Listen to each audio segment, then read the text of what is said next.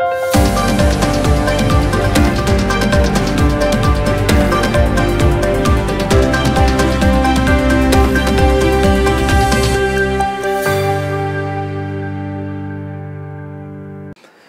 मी मयुरेश गोखले.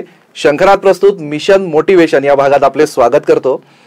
आता लवकरच 27 जुलैला माननीय डॉक्टर APJ अब्दुल कलाम यांची डेथ अॅनिव्हर्सरी आहे आणि अब्दुल कलामांनी एक व्हिजन ठेवलं होतं 2020 आणि आपण 27 जुलैला हा मिशन मोटिवेशन हे सदर सुरू करतोय आपल्या शंखनादमधून. 2047चं आपल्याला टार्गेट आहे. भारत एक विश्वसारथी विश्वगुरू बनण्याचं स्वप्न आपण बघतोय आणि त्या अनुषंगाने आज आपल्या स्टुडिओमध्ये एक अत्यंत प्रज्ञावान, दूरदृष्टी असलेलं आणि एक उमदा आणि खूपच रॉकिंग असं व्यक्तिमत्व आपल्यासोबत आहेत. आपण स्वागत करूया LITचे व्हाईस चान्सलर डॉक्टर अतुल वैद्य सर, जे CSIRला डायरेक्टर सुद्धा होते. तर अतुल वैद्य सर आज आपल्यासोबत इथे स्टुडिओत आहे. त्यांचा वेळ त्यांनी आपल्याला इथे दिलेला आहे. तर आपण आता आपल्या कार्यक्रमाला सुरुवात करूया. सर, कसे आहात? मी सर्वप्रथम सगळ्यांना नमस्कार आणि सगळं व्यवस्थित आहे. येस. सर, आज आपण उत्पादन क्षेत्र, त्यांच्यासमोरील आव्हानं आणि भारत विश्वसारथी कसा बनेल हा एक विषय घेऊन आलेलो आहे मिशन मोटिवेशनच्या अंतर्गत. तर भारतातल्या उत्पादन क्षेत्रासमोर नेमकी काय आव्हानं आहेत? मी स्वतः केमिकल इंजिनियर असल्यामुळे हा तसा माझ्या आवडीचा विषय आहे आणि उत्पादन क्षेत्र, कारण त्याची आता आपण समजा कॉन्टेक्स्ट सेट केला तुम्ही जसा की विजन 2020 आणि 2047, त्याच्यामध्ये विश्वगुरू भारताला करायचा आहे किंवा विश्वसारथी करायचा आहे किंवा बऱ्याच गोष्टी आहे, विकसित भारत आहे. हे या सगळ्याला माझ्या दृष्टीने सर्वात महत्त्वाची गोष्ट आत्मनिर्भर भारत होणे. आणि आजकालच्या युगामध्ये, आधुनिक युगामध्ये आत्मनिर्भरता हा फक्त अन्नधान्य आणि इतर गोष्टींशी संबंधित नसून जागतिकीकरणाच्या रेट्यामध्ये आत्मनिर्भरता ही औद्योगिक क्षेत्रामध्ये सुद्धा आली पाहिजे. आणि त्या दृष्टीने उत्पादन क्षेत्र हे अत्यंत महत्त्वाचं क्षेत्र आहे. किंबहुना माझ्या व्यक्तिगत मत असं आहे की औद्योगिक क्षेत्र हे आहे, हे भारताला आत्मनिर्भरतेकडे घेऊन जाईल आणि विश्वसारथी या उपाधीकडे पण घेऊन जाईल. कारण की आपण जर विकसित देशांचा इतिहास जर पाहिला तर सगळ्या विकसित देशांमध्ये, म्हणजे तुम्ही अमेरिकन कॉन्टिनेंट घ्या किंवा युरोपियन कॉन्टिनेंट घ्या, तिथे इंजिनिअरिंग म्हणजे आणि मॅन्युफॅक्चरिंग इंडस्ट्री ही जास्त डेव्हलप झाल्यामुळे सगळ्या जगामध्ये एकेकाळी या देशांमधनं पुरवठा व्हायचा. त्यामुळे या देशांचं वर्चस्व होतं आणि भारताला त्या वर्चस्वाच्या बरोबरीत न्यायचं असेल तर उत्पादन क्षेत्र हे अत्यंत महत्त्वाचं क्षेत्र ठरतं. आता आजच्या तुमचा जो प्रश्न आहे की उत्पादन क्षेत्रापुढे महत्त्वाचं आव्हान काय, तसं मी असं म्हणेन की महत्त्वाची आव्हानं आहेत. एक आव्हान असून नाही आहे, महत्त्वाचं आव्हान द्यायला म्हणजे आपण एका शब्दात ठेवू शकतो की सातत्याने जागतिक दर्जाची उत्पादनं आवश्यक तेवढ्या मात्रेत बनवणं हे सर्वात मोठं आव्हान आहे. आता हे आव्हान पेलायला तुम्हाला, ज्याला आपण कच्चा माल म्हणतो, तो आवश्यक आहे. म्हणजे आजकाल त्याला सप्लाय चेन असं म्हणतं. ते सप्लाय चेन हे एक मोठं आव्हान होऊ शकतं आणि या सप्लाय चेनमध्ये आपण बरेचदा चायना किंवा इतर देशांवर निर्भरतो, सो ती निर्भरता आपली कमी झाली पाहिजे. दुसरी गोष्ट म्हणजे आज आपण इंडस्ट्री 4, 5, 6, आता इंडस्ट्री 6.0 हे मिशन चालू आहे. ह्याच्यामध्ये इंडस्ट्रीला आर्टिफिशियल इंटेलिजन्स आणि ML यांच्या साहाय्याने इंडस्ट्रीला अधिक आत्मनिर्भर आणि अधिक इफिशियंट बनवण्याचं याच्यामध्ये प्लॅनिंग आहे. या सगळ्याला तुम्हाला जे दुसरं मोठं आव्हान जे आहे ते उत्पादन क्षेत्र व्यवस्थित चालवायला तुम्हाला उत्कृष्ट अभियांत्रिकी म्हणजे अभियांत्रिकी तज्ज्ञांची गरज असते. मग ते मेकॅनिकल इंजिनियर्स असो, सिव्हिल असो, केमिकल इंजिनिअरिंग असो किंवा इतर कोणते, पण ज्याला आपण बेसिक इंजिनिअरिंग म्हणतो faculty, core engineering faculty, core इंजिनिअरिंगच्या तज्ज्ञांची गरज आहे. म्हणजे त्याला आपण जे म्हणतो की तशी मॅनपॉवर जी आहे ती मॅनपॉवर अत्यंत आवश्यक आहे. आज मी चांगली मॅनपॉवर इंजिनिअरिंगमध्ये, तज्ज्ञ मॅनपॉवर किंवा जे डेडिकेटेड इंजिनिअरिंग प्रोफेशनचे लोक आहेत ही सगळ्यात मोठी समस्या आहे. याचं कारण असं आहे की हा कदाचित तुमच्या पुढच्या प्रश्नात हा भाग येऊ शकतो, मला कल्पना नाही, पण सर्व्हिस आय टी म्हणजे इन्फॉर्मेशन टेक्नॉलॉजीनी आपल्या देशाची नक्कीच इकॉनॉमिक प्रगती झाली आहे. आपण बऱ्याचशा गोष्टीत बरेचसे आपले म्हणजे ज्याला म्हणतो फॉरेन रिझर्व्ह आणि एकूणच लोकांना एम्प्लॉयमेंट वगैरे पुष्कळ मिळाले, पण तरी माझ्या मते स्पष्टपणे मी सांगतो की इन्फॉर्मेशन टेक्नॉलॉजी ही सर्व्हिस इंडस्ट्री आहे आणि कोणत्याही सर्व्हिस इंडस्ट्रीच्या भरोशावर कोणताही देश आत्मनिर्भर होऊ शकत नाही. त्यामुळे इन्फॉर्मेशन टेक्नॉलॉजी ही उपभोक्ता आणि प्रोडक्शन यांच्यामध्ये दुवा बनणारी टेक्नॉलॉजी आहे. पण यासाठी तुम्हाला हे दोन बाजूचे दुवे आहे, खास करून प्रोडक्शनचा, हा मजबूत केल्याशिवाय तुम्ही आत्मनिर्भर होऊ शकत नाही. त्यामुळे आज मी तीच उत्तम अभियांत्रिकी सेवा देणाऱ्या ज्याला मॅनपॉवर आपण म्हणतो त्यांची अत्यंत गरज देशाला आहे. आणि जर आपण आय टी इंडस्ट्रीला जास्त महत्त्व दिलं आणि कोर इंजिनिअरिंगला आपण महत्त्व दिलं नाही तर येणाऱ्या काही 20 वर्षामध्ये आणि शक्यता आहे की 2047मध्ये आपण थोडे मागे राहू जर आपल्याकडे उत्पादन क्षेत्राला आपण निग्लेक्ट केलं तर. त्यामुळे सगळ्यात मोठं आव्हान हे आहे. आणि आता जे आपले स्थानिक उत्पादन कंपन्या आहे यांना जर आपल्याला वरती आणायचं किंवा जागतिक स्तरावर यांना आणायचं तर काय धोरणं याच्यासाठी राबवता येतील? स्थानिक कंपन्यांना असं असतं की कोणती इंडस्ट्री किंवा उद्योग म्हणतो त्याचा प्रॉफिटेबिलिटी हा एक महत्त्वाचा, कारण की हे सर्वमान्य तत्व आहे की कोणीही चॅरिटी म्हणून किंवा दान म्हणून इंडस्ट्री चालवत नाही, तर प्रॉफिट झालं पाहिजे. त्यामुळे प्रॉफिट मेकिंग हा उद्देश असावा. पण स्थानिक उद्योगांनी एक असा एक ॲरे असतो की देशाला कोणत्या उद्योगांची गरज आहे, त्याला सपोर्टिंग इंडस्ट्री कशी असावी आणि त्याच्या खाली त्याचं कच्चा माल देणारे आणि त्याला मॅनपॉवर देणारे असं एक पूर्ण मॅट्रिक्स असतं. त्या मॅट्रिक्सला अनुकूल आपले स्थानिक उद्योग जर असले आणि असं विकसित देशांमध्ये आहे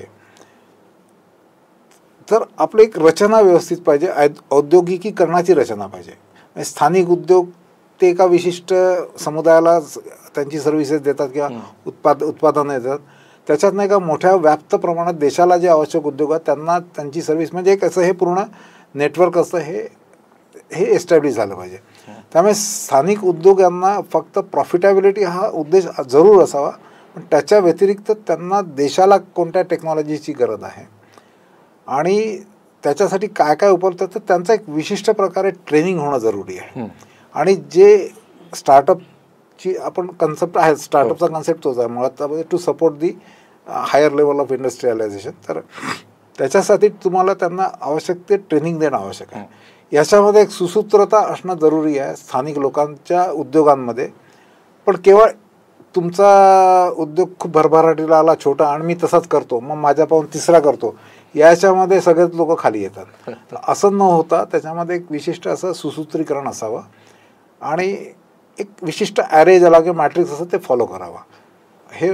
आणि त्याच्यासाठी लागणारं सगळं ट्रेनिंग गव्हर्नमेंटनी द्यावं किंवा मोठ्या उद्योगांनी पण द्यावं, CSRच्या अंतर्गत द्यावं. पण लोकल इंडस्ट्री डेव्हलप झाल्याशिवाय मोठ्या इंडस्ट्रींना फायदा होणार नाही. कारण एक असं एक नेटवर्क आहे पूर्ण. तर पाया असा आणि वरती असं झालं पाहिजे. करेक्ट. मला सहज आता एक असं आठवलं, तुम्ही मगाशी म्हणाले की IT ज्या कंपनीज आहेत त्यांना आपण ॲक्च्युअल याच्यात धरू शकणार नाही. आजकाल बऱ्याचशा ऑनलाईन सर्व्हिसेस चालू आहेत की ज्याच्यामध्ये बरेच काही सर्व्हिस प्रोव्हाइड ते करतात. यांना पण आपण स्टार्टअप म्हणायचं का? हा वादाचा विषय आणि याच्यावर मला वाटतं मागे म्हणजे बरीच चर्चा इंटरनेटवर म्हणजे आपल्या व्यापार मंत्र्यांनी याच्यावर काही टीका केली होती त्याच्यावर बरं. पण माझ्या मते सर्व्हिस इंडस्ट्री स्टार्टअप एक मी तेच म्हटलं ना की हा उद्योग नाही, हा प्रॉफिटेबिलिटी करण्यासाठी एक एजन्सी काढणं आहे किंवा एक सर्व्हिस इंडस्ट्री काढणं आहे. म्हणजे आता तुम्ही जर मला विचारलं की ट्युशन क्लास याला शाळा म्हणाल का तुम्ही, या प्रश्नाचं उत्तर तेच आहे. नाही, कारण मला एकदम ते आठवलं आता की हा आजकाल बऱ्याच प्रमाणात वाढलेला आहे सगळ्या भारतात. आपण एक आपल्याकडे अशी टीका होते त्याच्यावर की आपले स्टार्टअप हे mostly service industry, ice cream, food याच्याशी रिलेटेड आहे. पण मी म्हणजे माझं असं स्पष्ट मत आहे की हे ॲप बनवणं किंवा या प्रकारच्या सर्व्हिस इंडस्ट्री बनवणं हे दोन उपभोक्ता आणि उत्पादक यांच्यामधला हा फक्त दुवा आहे. यातला उत्पादक काढून टाका, या सर्व्हिसला काही अर्थ नाही. तुम्ही उपभोक्ता काढून टाका, त्यामुळे तुम्हाला उपभोक्ताही आहे आणि सर्व्हिस पण आहे. पण उत्पादन नसेल म्हणजे एक तुम्हाला एक छोटं उदाहरण देतो. याला आपण का उद्योग म्हणायचा नाही की मी झोमॅटो किंवा स्विगी, मी नाव घ्यायला नाही पाहिजे पण आपण एक सर्व्हिसेस जसं आपण ॲप आहे याच्यावर जर मी एक ऑर्डर केली आणि मला कळलं की 6 तास लागणार आहे, कारण त्याची रविवार खूप गर्दी आहे, किंवा मी जो प्रॉडक्ट किंवा मी जो खाद्यपदार्थ मागवतो तो अवेलेबल नाही आहे, मला त्या सर्व्हिसचा काहीच उपयोग नाही, मी त्याला पैसे देणार नाही आणि असा वारंवार अनुभव आला तर मी ती सर्व्हिसही बंद करेन. म्हणजे शेवटी मी स्वतःच जर बनवत असेल तर मी मग I can cater to that. Correct. तर हा एक त्यातला महत्त्वाचा भाग आहे. तर म्हणून माझ्या पर्सनल व्यक्तिगत मताप्रमाणे मी याला इंडस्ट्री कॅटेगरीत धरत नाही, मी स्पष्टपणे याला service category. It is important. म्हणजे त्या देशाच्या प्रगतीचा प्रश्न आहे, ते प्रगतीकारकच आहे, पण त्याला तुम्ही उद्योग असं स्पष्टपणे धरता येईल. आपण जसं औद्योगिकरण वाढलं किंवा इंडस्ट्रियलायझेशन जेव्हा एक विषय येतो तर त्याच्यासोबत एक पर्यावरणाचा पण विषय लागून येतो की खूप जास्त औद्योगिकरणामुळे पर्यावरणाचा समतोल बिघडलाय. तर हा उद्योग म्हणजे औद्योगिकरण आणि पर्यावरणाचा समतोल राखून कसं काय पुढे जाता येईल? हा एक अतिशय गहन प्रश्न आहे, कारण माझं करिअरपासून मी निरीत असल्यामुळे मला याच्याविषयी खूप कामही केलेलं आहे. त्याला आजकाल शाश्वत विकास असं म्हणतात, सस्टेनेबल डेव्हलपमेंट. आता असं आहे की तुम्ही जेव्हा औद्योगिकरण करता किंवा उद्योग सुरू करता तेव्हा तुम्ही कच्चा माल घेता, त्याला प्रोसेस करता, आणि प्रत्येक प्रोसेसमध्ये इनइफिशियन्सी, त्यामुळे वेस्ट प्रोडक्शन हे होतंच. अशी कोणतीच, अगदी मी साधं उदाहरण देतो नेहमी की मी स्वच्छ पाण्याने आंघोळ केल्यानंतर माझ्या अंगावरनं जे पाणी गेलं ते पाणी चांगलं राहणारच नाही आहे, ते वेस्ट वॉटरच होईल ना, त्याला तुम्ही पाणी पिऊ शकत नाही. मी आंघोळ केलेलं पाणी, भलेही त्यात काही विशेष टॉक्सिक पदार्थ नसणार आहेत, पण ते सांडपाण्यात किंवा ग्रे वॉटर ज्याला म्हणतो असं होणार आहे, ते त्याला तुम्ही पिऊ शकत नाही. तर इतकी सोपी प्रक्रिया की उद्योगात वापरलेले रिसोर्स, म्हणून काय होतं की तुम्ही कच्चा माल वापरता किंवा रिसोर्सेस वापरता नॅचरल, त्याला तुम्ही उत्पादनात कन्वर्ट करता, पण याच्या अनुषंगाने थोडा पर्यावरणाचा ऱ्हास किंवा पर्यावरणाचा उपयोग तुम्हाला करावाच लागतो, असं होऊ शकत नाही. पण हे करत असताना पर्यावरणाचा ऱ्हास होऊ नये, आणि पर्यावरणाचा थोडा बहुत असा आहे की दोन गोष्टी अपोजिट नेचरच्या आहेत, की तुम्ही उद्योग केला की थोडंसं पर्यावरणाला धक्का लागणार आहे, पण असं आहे की मी एखाद्या व्यक्तीला धक्का इतकाच मारावा की तो पडू नये किंवा तो हलू नये, इतका धक्का मारलेला पर्यावरणाला पण चालतो. कारण मानवाची जी उत्क्रांती जी झालेली आहे किंवा मानव जो डेव्हलप झालेला आहे तो पर्यावरणाच्या वापरूनच झालेला आहे. पण आपण काय करतो की उत्पादकता आणि प्रॉफिटेबिलिटी वाढवण्याच्या नादात तुम्ही मग तुमच्या इंडस्ट्रीचा इतका प्रसार करता किंवा इतकं त्याचं एक्सपान्शन करता की मग ते पर्यावरणाला घातक होतं. तर हा समतोल साधावा लागतो. तर याच्यामध्ये समतोल कसा साधायचा हा एक फार मोठा प्रश्न आहे, पण याच्यामध्ये महत्त्वाच्या ज्या गोष्टी आहेत त्या की तुम्ही कोणताही उद्योग करताना तुम्हाला उद्योगासाठी काही नैसर्गिक स्रोत वापरावे लागतात. जसं पाणी आहे, कच्चा माल आहे, अगदी मिनरल्स घ्या, तुम्हाला नैसर्गिक स्रोत वापरावे लागतात. त्या नैसर्गिक स्रोतांना तुम्हाला प्रोसेसिंग करावं लागतं किंवा त्याची प्रक्रिया करावी लागते. त्याच्यासाठी तुम्हाला प्रचंड प्रमाणात ऊर्जा लागते. याच्यातनं तुमचं एक मार्केटेबल किंवा जे आपण तुम्ही ज्याला विकू शकता असं प्रोडक्ट निर्माण, ते तुम्हाला प्रॉफिट मिळवून देतं. तर या गोष्टींना मॅनपॉवर लागते, ऊर्जा लागते आणि रिसोर्सेस लागतात. आणि या अशी कोणतीच, म्हणजे हे सायन्सच्या नियमाच्या विरुद्ध आहे की वेस्ट निर्माण होतंच थोडं बहुत का होईना. तर पर्यावरणाचा आणि उद्योगांचा समतोल जर साधायचा असेल तर तुम्हाला कमीत कमी वापर, म्हणजे तुम्ही अनिर्बंधपणे जे स्रोत वापरता निसर्गाचे त्याच्यावर तुम्हाला जितके पाहिजे तेवढे वापरणे, हा पहिला मुद्दा. दुसरा मुद्दा, तुमच्या प्रोसेसेस या इफिशियंट प्रोसेसेस पाहिजे. तुमच्या प्रक्रिया या अतिशय प्रक्रिया ज्याला म्हणतात व्हेरी इफिशियंट प्रोसेसेस त्या पाहिजे. आणि तुम्ही जे काही वेस्ट किंवा अपशिष्ट निर्माण होईल त्याचा पुनर्वापर, पुनर्चक्रण कसं करता येईल याच्यावर लक्ष द्यायला पाहिजे. आणि या 3 गोष्टींवर तुम्ही जर लक्ष, म्हणजे याला सोप्या भाषेत म्हणतो की रिसोर्स मॅनेजमेंट, प्रोसेस मॅनेजमेंट आणि वेस्ट मॅनेजमेंट, हे इफिशियंटली जितकं करता येईल तेवढा तो उद्योग पर्यावरणपूरक व्हायला लागतो. 100% नाही होणार, पण तुम्ही पर्यावरणाला पूर्ण जर निग्लेक्ट केलं, म्हणजे एक सोपी गोष्ट आहे की तुम्ही पाणी इतकं वापरलं की आता जमिनीत पाणी नाही आहे, तर तो उद्योगही संपला, माणसंही संपली. तर हा पर्यावरणाला पूर्णपणे ऱ्हास करणारा अशा प्रकारचे उद्योग नसावेत. म्हणून आजकाल सस्टेनेबल डेव्हलपमेंटवर फार मोठा जोर दिला जातो आहे. तर तुम्ही किती प्रमाणात निसर्गाचे स्रोत वापरता हे तुम्हाला माहीत पाहिजे. म्हणजे ऑडिटिंग आलं, त्याच्यामध्ये अकाउंटिंग आलं आणि रिपोर्टिंग आलं. तर या गोष्टीचा म्हणजे आता सगळा जो जागतिक पर्यावरणाचा विषय आहे तो सस्टेनेबिलिटीकडे जातो आहे, त्यासाठी या गोष्टींकडे चालू. म्हणजे काही दिवसांनी तुम्हाला लक्षात येईल की काही उद्योग आपण बंद करू जे पर्यावरणपूरक नसणार आहेत, म्हणजे होऊ शकत नाही, ते आपण बंद करू या स्थितीत येईल. पण म्हणजे हा एक ट्रान्झिशन पिरियड असतो. काही दिवसांनी असेच उद्योग राहतील जे पर्यावरणपूरक आहेत आणि राहतील आणि त्यांनी लोकांच्या गरजा भागतील. सर, आम्ही 27 जुलैला आमच्या या मिशन मोटिवेशनची सुरुवात करतो आहे आणि आता तुम्ही बोलत होते तर मी तेच विचार करत होतो की ही एक परफेक्ट सुरुवात आमची होते. वैद्य सरांनी खरंच आता आपल्याला जी माहिती देत होते, ओघवती वाणी हा शब्द खरा मला आठवला की ते बोलत होते आणि ऐकत राहावं असं एक होतं. औद्योगिकरणाचा विषय, त्याच्याशी पर्यावरणाशी त्यांनी संबंध जोडला, स्टार्टअप्स आणि बरेचसे विषय त्यांनी मांडले आणि खरंच आमच्या या मिशन मोटिवेशनची सुरुवात इतकी छान झालेली आहे की जे व्हिजन APJ सरांनी आपल्या समोर ठेवलं होतं, विश्वसारथी किंवा विश्वगुरू. तर सर, मला एक असं विचारायचं की तुमच्या शब्दात तुम्ही सांगा की विश्वसारथी म्हणजे नेमकं हे काय आणि भारत त्याच्याकडे कसा वाटचाल करतोय. पुन्हा हा वैयक्तिक मतमतांतराचा प्रश्न आहे, पण तुमच्या तोंडून ऐकायला खूप आवडेल सर मला. माझ्या मते विश्वसारथी म्हणजे तुमच्या देशातला समाज आणि तुमच्या देशात आता समाज म्हणजे आता जुन्या काळासारखा नुसता समाज नाही, त्याच्याबरोबर इंडस्ट्री आली, तुमचं पर्यावरण आलं आणि तुमच्या लोकांचं एकूणच जे सामाजिक रचना आहे, औद्योगिक रचना आहे आणि राजकीय रचना आहे, ही एक आदर्श प्रकारची व्हावी. म्हणजे सारथी होणं म्हणजे तुमच्या रचनेकडे पाहून लोकांना त्या दिशेने जाता आलं पाहिजे. म्हणजे एका आदर्श समाज रचनेकडे, एखाद्या आदर्श औद्योगिक रचनेकडे, एखाद्या आदर्श पर्यावरणीय रचनेकडे तुम्ही तुमचं मॉडेल किंवा तुमच्याकडे पाहून लोक तुम्ही सारथ्य कराल त्या दिशेने जायला. हा विश्वसारथीचा एक प्रकारचा तुमचं इंटरप्रेशन असू शकतं. विश्वगुरू याच्यामध्ये त्याच्या पलीकडच्या भावना आपण टाकतो की विश्वसारथी हा झाला डेव्हलपमेंट किंवा इंडस्ट्री किंवा प्रगतीच्या दृष्टीने.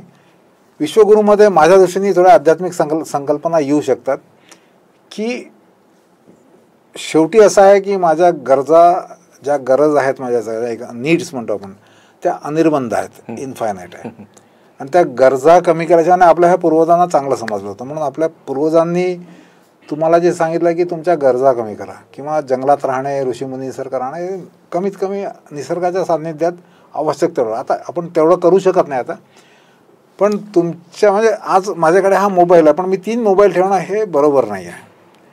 एका मोबाईलनी, साध्या मोबाईलनी काम होत असेल. मी प्रत्यक्ष माझा हा अत्यंत साधा मोबाईल आहे आणि मी शक्यतोवर 6-6 वर्ष मोबाईल बदलत नाही, नवीन मॉडेल. एक साधं उदाहरण आहे. किंवा माझी गाडी, मी जी काही कार वापरतो, मी असं नाही म्हणत की मी आधुनिक गोष्टी वापरत नाही, मी जी वापरतो ती 12-13 वर्षात, 15 वर्ष जेव्हा होईल तेव्हा मी त्याला नवीन आवश्यक तेवढी गाडी घेत आहे. एक उद्देश असा आहे की तुमच्या ज्या रिक्वायरमेंट्स आहे, नीड्स आहेत त्या कमी करणे आणि त्याचा समाधानी राहणे हा आध्यात्मिक भाग असतो. आणि समाजाचं शेवटी स्वास्थ्य असं असतं, हे आध्यात्मिक म्हणजे समाज किती सुदृढ आहे त्याच्या हॅपीनेसवरनं ठरतं, त्याच्या समाधान किती समाधानी समाज आहे. त्यात तो पैसेवाला असेल असं नाही, त्याच्याकडे आधुनिक गोष्टी असेल, पण समाज समाधानी असणं सर्व दृष्टीने. याला विश्वगुरू होण्यासाठी हा भाग जास्त महत्त्वाचा आहे. एक माझं इंटरप्रिटेशन आहे, पण मी तज्ञ नाही हे विषयाला. नाही, पण शेवटी याच्यासाठी सगळ्यासाठी आत्मनिर्भर होणं जरूर. कारण जो स्वतः आत्मनिर्भर असतो तोच समाधानी होऊ शकतो आणि तोच लोकांना गाईड करू शकतो. जर मलाच येत नसेल, मीच फॉलो करत नसेल, तर त्याला काही अर्थ नाही. खरं आहे.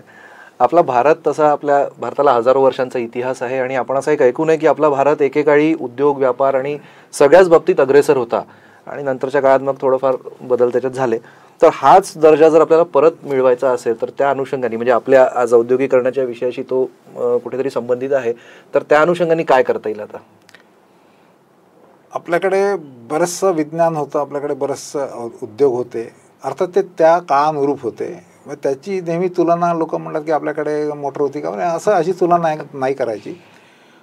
आपल्याकडे मुख्य गोष्ट अशी होती की आपला उद्योग हा खरोखरी कमर्शियल उद्योग नव्हता, व्यापार उद्योग. आज इंडस्ट्रियलायझेशन म्हणजे आपण जे इंडस्ट्रियल डेव्हलपमेंट म्हणतो युरोपियन कंट्रीजची 1600च्या शतकानंतर झालेली जे म्हणतो आपण, ती पूर्णपणे प्रॉफिट बेस्ड होती.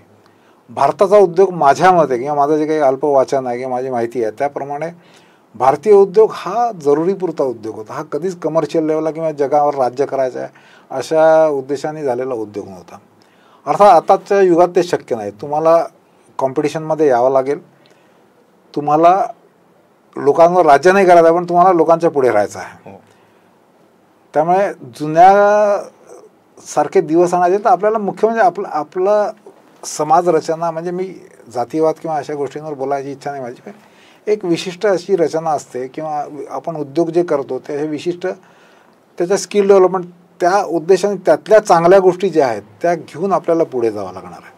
आपण जर पूर्ण वेस्टर्न फिलॉसॉफीला अडॉप्ट केलं किंवा वेस्टर्न टेक्नॉलॉजीजना अडॉप्ट केलं तर त्याचे दुष्परिणाम कारण असं आहे की कोणती टेक्नॉलॉजी विशेषतः भारतासारख्या देशामध्ये ती टेक्नॉलॉजी घेताना ॲज इट इज तुम्हाला ती आणता येत नाही. त्याला इंडिजिनस बनवावं लागतं किंवा त्याला आपण म्हणतो आता भारतीयकरण करावं लागतं. त्याचं कारण असं आहे की भारतामध्ये इतकी विविधता आहे, म्हणजे भारताचे अनेक क्लायमॅटिक झोन्स आहे, ॲग्रो क्लायमॅटिक झोन्स आहे, कल्चरली आमचे अनेक झोन्स आहेत. त्यामुळे एक पर्टिक्युलर टाईपची इंडस्ट्री इथे चालली तर दुसरीकडे चालेल असं सांगता येत नाही. त्यामुळे प्रत्येक टेक्नॉलॉजीचं पण, आणि हा जपानने उत्तमप्रमाणे सिद्ध केलेला की जॅपनीज लोकांनी बाहेरच्या तंत्रज्ञानं घेतलं, टेक्नॉलॉजी घेतल्या, पण त्याचं जपानीकरण केलं. तसं आपल्याला हा एक महत्त्वाची गोष्ट आहे की आपण जे काही उद्योग घेऊ किंवा जे काही त्याचं भारतीयकरण झालं पाहिजे आणि त्याचा दर्जा जागतिक असावा. पण आपल्याला परदेशात ही सिस्टम चालू आहे म्हणून ॲज इट इज मी इकडे घेणं हे बरोबर नाही.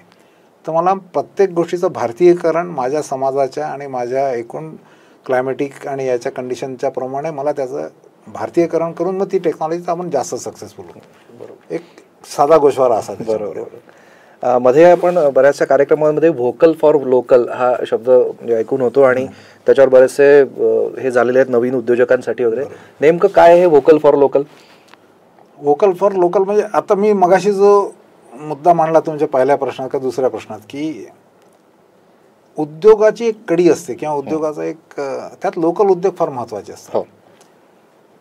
आणि लोकल म्हणा local think local act global किंवा ॲक्ट लोकल थिंक ग्लोबल असं आहे किंवा लोकल फॉर व्होकल या गोष्टींचा अवेअरनेस असणं जरुरी आहे. आणि मी छोटा उद्योग करतो किंवा मी लोकल लेवलला उद्योग करतो म्हणजे मी छोटा उद्योगपती किंवा मोठ्या असं नसावं. ऑन द कॉन्ट्ररी लोकल लेवलला जे उद्योग आहेत ते जर मोठ्या उद्योगांना सपोर्टिंग असतील तर त्यांचा फार महत्त्वाचा रोल आहे. आणि माझ्या मते व्होकल होणं म्हणजे त्या लोकल उद्योगांना सपोर्ट करणं आणि त्यांना त्यांचा रोल समजावून देणं की तुमचा देशाच्या औद्योगिक प्रगतीत इतका वाटा आहे, तुमच्यामुळे इतकं हे चालू आहे आणि ते ग्लोबलला कसं टच होतं हा त्या मॅट्रिक्सचा एक भाग आहे असं मला वाटतं. बरोबर. आपण मेक इन इंडियाची मोहीम आता राबवत आहोत सध्या, आत्मनिर्भर भारत ज्याला आपल्या सरकारने एक म्हटलेलं आहे, याचा उद्योगांवर कसा काय परिणाम झालेला आहे? याचा उद्योगांवर माझ्या दृष्टीने ही चांगली मुवमेंट आहे आणि उद्योगांना याचा नक्कीच फायदा होईल. याचं कारण आहे की उद्योगांना फायदा होईल तर होईल पण उद्योजकता वाढेल. कारण जेव्हा मला कळतं की मेक इन इंडिया करायचं आणि मला जर असेल की मी एक छोटी गोष्ट आहे जी कदाचित सुरुवातीला जागतिक दर्जाची बनवत नसेल पण मी भारतात बनवतो आहे आणि मी लोकल मार्केटला सप्लाय करतो आहे आणि त्याला एक विशिष्ट सरकारी सपोर्ट आहे तर नक्कीच मग त्यात दर्जात सुधारणा होणार आहे. म्हणजे मी तुम्हाला एक उदाहरण देतो की एकेकाळी जपान म्हणजे जेव्हा ते अणुयुद्धातनं बाहेर आले आणि सुरुवातीच्या काळामध्ये त्यांना ते चीप आणि लो क्वालिटी असे प्रोडक्शन जपानीज होते. म्हणजे मेरा जूता है जपानी जे गाणं राज कपूरच्या पिक्चरमध्ये तो जूता जपानी म्हणजे सामान्य माणूस स्वस्तातला जूता तो जपानी जूता होता. आता जपानी जूता तुम्ही अफोर्ड नाही करू शकत कारण तो इतका महाग झाला क्वालिटी. तर जपानी याच्यानंतर हाय क्वालिटीकडे हळू गेले पण त्याचा फायदा असा झाला की सगळं जॅपनीज उत्पादन लोकल व्हायला लागलं. मग त्याची क्वालिटी वाढवत ते इतके की आज जॅपनीज क्वालिटी तुम्हाला सगळ्यात महाग मिळते. म्हणजे जॅपनीज स्टील किंवा हे सगळ्यात महाग आहे कारण त्यांची क्वालिटी तेवढी आहे त्याच्यामध्ये. तर माझ्या मते मेक इन इंडियाचा हा नक्कीच फायदा आहे की उद्योजकता वाढेल आणि मला जागतिक दर्जाकडे सुरुवात मी माझ्यापासून करीन पण मी जागतिक दर्जाकडे कसा जाऊ शकतो आणि मला त्यासाठी सरकारी यंत्रणेचा मला पाठबळ आहे यामुळे मी पुढे जाऊ शकतो. तर माझ्या दृष्टीने हा उत्तम उपक्रम आहे. याला जर नीट पद्धतीने राबवला तर हा अतिशय उत्तम आहे. मगाशी तुम्ही मला म्हटलंच होतं की कदाचित पुढे मी एखादा त्या अनुषंगाने प्रश्न विचारणार आपले जे इंडस्ट्रीशी रिलेटेड काही जे कामं असतात तर बऱ्याचदा इंडस्ट्रीतल्या लोकांचं असं म्हणणं असतं की आम्हाला जी गरज आहे नेमके तेच इंजिनियर्स आम्हाला मिळत नाहीत किंवा ते स्किल आम्हाला मिळत नाही. तुम्ही LITला कुलगुरू आहात, तर त्या अनुषंगाने विद्यार्थ्यांमध्ये काय त्यांच्या याच्यात आपण असे बदल सिलेबसमध्ये म्हणा किंवा त्यांच्या टीचिंग याच्यात करू शकतो? म्हणजे मी LITला हे पद घेतलं एवढ्यासाठी की मला LITला वरच्या लेव्हलला न्यायचं आहे आणि उद्योगाभिमुख करायचं आहे. ते ऑलरेडी आहे.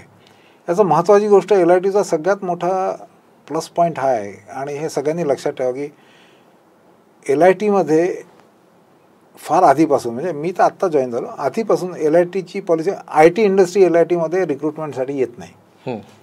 LITमध्ये फक्त केमिकल मॅन्युफॅक्चरिंग मेकॅनिकल इंडस्ट्रीज LITमध्ये रिक्रुटमेंटसाठी येतात आणि LITची रिक्रुटमेंट अत्यंत छान आहे आणि रिझनेबली गुड पॅकेजेस ज्याला आपण म्हणतो, कारण IT इंडस्ट्री येत नाही. पण कोर इंजिनिअरिंगमध्ये LITमध्ये आणि आमची अजूनही 80-90% वर आमची रिक्रुटमेंट आहे. कदाचित IITमध्ये सुद्धा कधी कधी इतकी रिक्रुटमेंट होत नाही, LITमध्ये होते.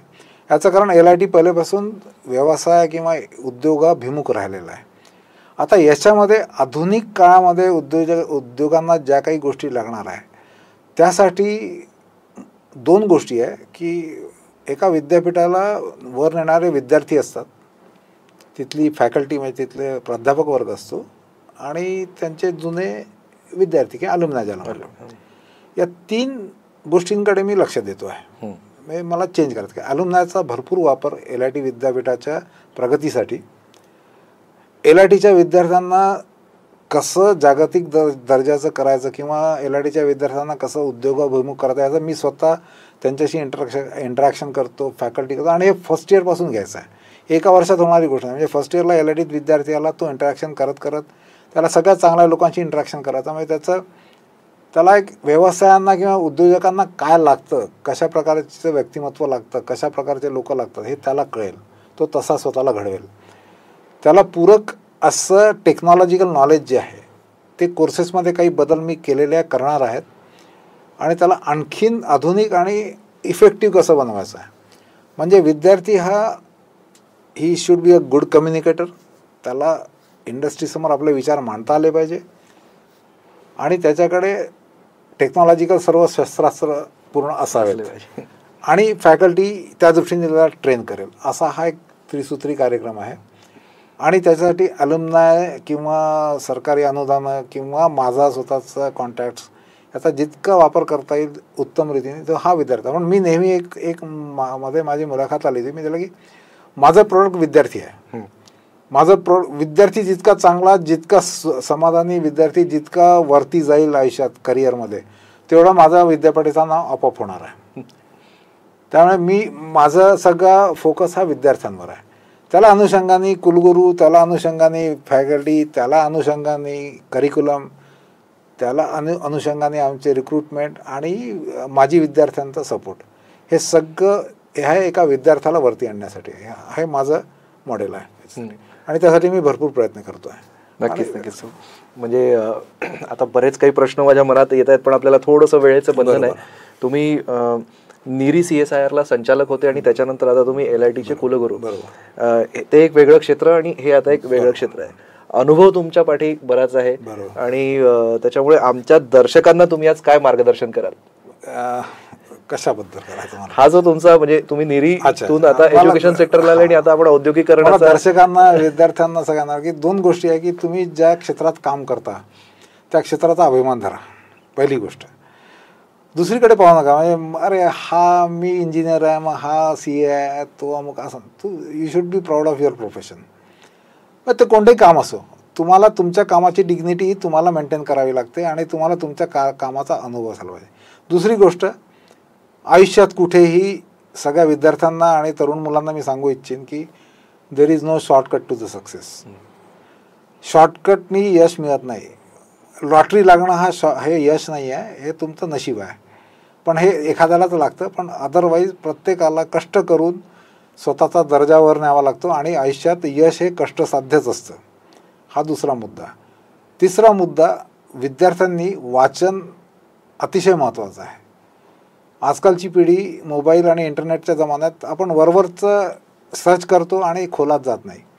पुस्तकं वाचा, चांगली चांगली जुनी नवी सगळी पुस्तकं वाचा, पुस्तकांमध्ये खोल जा, तुमचं ज्ञान आपोआप वाढेल आणि ते वाढलेलं ज्ञान लपत नाही, ते तुम्हाला लोकांना आपोआप कळायला लागेल, त्याच्यात तुम्हाला बोलायचीच गरज नाही पडणार. त्यामुळे माझा हा तिसरा माझा संदेश की वाचन भरपूर ठेवा. अगदी पेपरसुद्धा मनापासून वाचा.